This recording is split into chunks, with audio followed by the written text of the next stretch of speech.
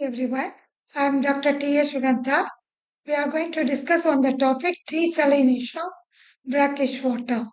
Removal of dissolved salts from water is known as desalination process. Salinity of brackish water lies between 500 to 30,000 milligram per liter. So this makes water unsuitable for drinking, irrigation, and for industries.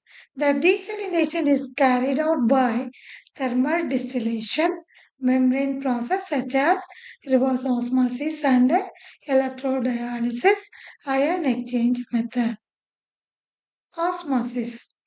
Osmosis is the movement of water from a region of low solute concentration to a high solute concentration through a semi-permeable membrane.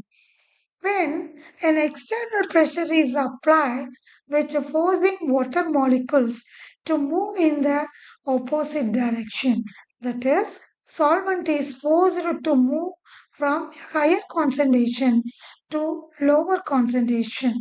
This allows purification of water. This process is called as reverse osmosis. Actually, we have to do certain pre-treatment process for the feed water. So what we got to do is to remove the suspended solids which will protect the membrane, otherwise clog will take place. And then high pressure pumps which is used to push the water through the semi-permeable membrane. When the water enters through the membrane, purified water comes and collect in one side, and the bright water, which is nothing but concentrated salts and impurities, which is collected, and we can use it for other purpose, or else we have to safely discard it. Usually, if you are processing 1 liter of water, about 30 to 35 percentage of water only purified, and the rest is being wasted. So here we are using organic polymeric membranes such as cellulose acetate, cellulose butyrate, polyamides. What are the advantage of this method is it's a high lifetime, and we can replace within a few minutes of time. It removes ionic as well as non-ionic and colloidal impurities. Even microorganism can also be removed by this membrane. And compact design, low capital cost, easy to operate, and this is a most suitable method for converting the sea water into drinking water. Besides all these advantages, there are some challenges also. That is, a membrane falling will take place due to the clogging of these dirt and dust, which is and other suspended impurities in the water. So it requires maintenance every 30 days once or 45 days once. We have to wash the membrane, and which makes that high energy cost. So these factors only affect the long-term operation of the RO plants. Dialysis. It is the process of movement of the solute from higher concentration to a lower concentration through semi-permeable membrane. Here, what is the difference between the reverse osmosis and electrodialysis is that solvent molecules is moving, here the solute molecules is moving. In electrodialysis, the ions are removed from water through ion exchange membranes using electric field. Here actually we are using two types of ion exchange membrane. Actually this is ion selective membrane.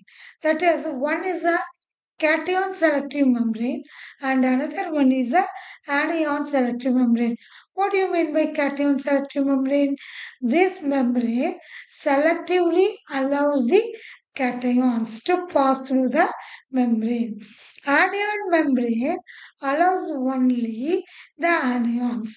So These cationic membrane and the anionic membrane are connected in series, and we make a different n number of compartments. You see that here there is the blue color, which is a saline feed water, and the pink color and the gray color, which is nothing but the cation selective membrane and the anion selective membrane. So, which is in parallelly connected with the electrical circuit, and a DC current will be given. And once the current system is operating, that is the current is passing through the electrode, and water, saline water is feed into the system. The process will be speeded up. That is all the positive ions are collected in one compartment, and the negative ions are collected in another apartment, and in the main column, which is collected with a pure water, it does not contain any positive ion as well as the negative ions. So the desalinated water is periodically drawn from the central compartment, while the concentrated brackish water is replaced with a fresh water sample. Here we are using the DC current. Usually 50 milliampere is more than enough. But based on the salinity, based on the number of compartments we are arranged, according to the electricity will be differ. But it is not too high. So it is economical only. So cation exchange membranes allow the cations, which is connected with the cathode. Anion exchange membrane allows anion, which is connected with the anode. So we are getting a purified water. So what is all the advantage of this method is it is very effective for treating the brackish water, because the reverse osmosis membrane comparatively loaded will be more, yeah, and it will be damaged soon. But in electrodialysis, the membrane is very strong enough to defend. So this is the most suitable method for large scale. Require less pressure compared to reverse osmosis and allows selective removal of ions. It is not only remove all the positive and negative ions, but also it is applicable for to prepare the mineral water, which will remove the selective ions, and the other minerals will be retained in the water itself. There are some challenges in this method too.